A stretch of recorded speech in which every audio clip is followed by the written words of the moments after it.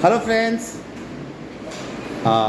today we are going to illustrate why force is a vector quantity and why mass is a scalar quantity, right?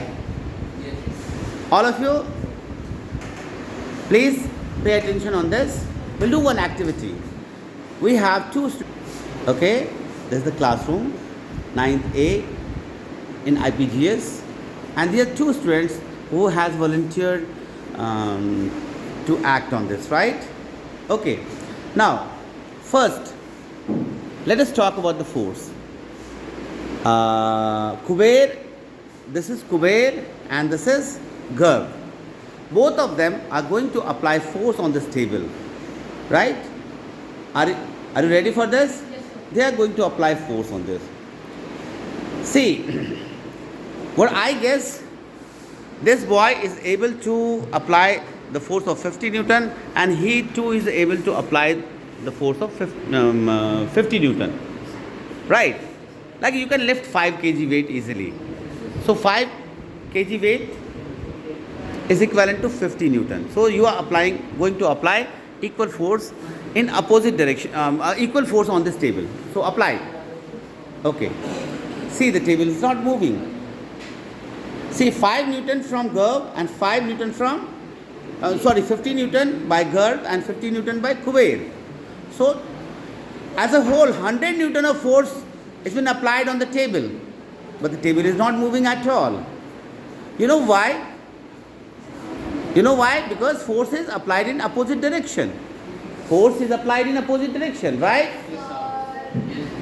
Now, direction comes on its own for force. For force, direction comes on its own. Right?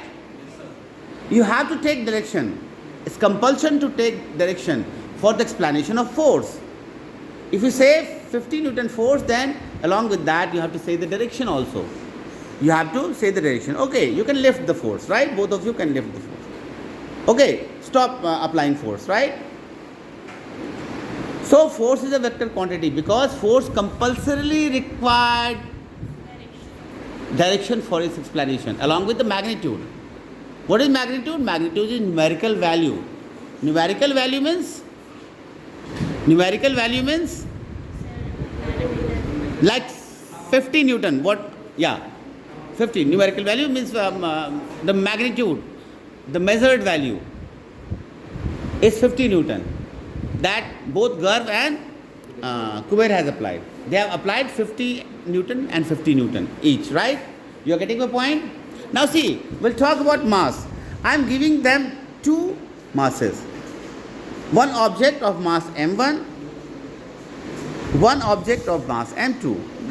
The objects that are placed in classroom. So Kuber is having an object whose mass is m1 and Garv is having an object which is having mass m2, right?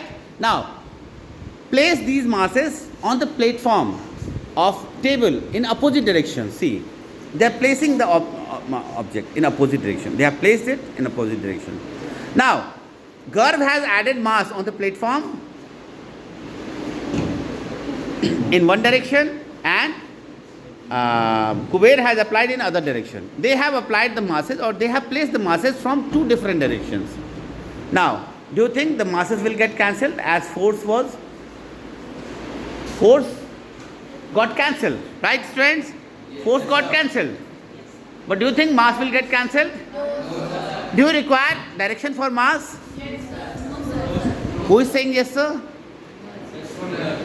Do you think we need direction for mass?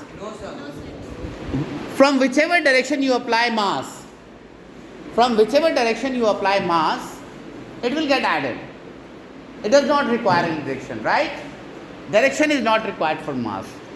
So mass is a scalar quantity, but force is a vector quantity because it requires direction compulsory. You have seen through the activity. It's not a big thing to understand, right? I hope you have understood this with this activity. That how we decide a physical quantity to be a vector or a physical quantity to be a scalar, right? Like heat is a scalar quantity. From whichever direction you apply heat on a container, the heat will get added. Sure? But force, whenever you apply force, you have to take care of direction. You have to understand the direction as well, along with the magnitude. If on an object 30 Newton and 20 Newton force is applied, then it's not needed that their resultant will be 50 Newton. It can be 10 Newton also. It can be anything between 10 Newton to 50 Newton. All right?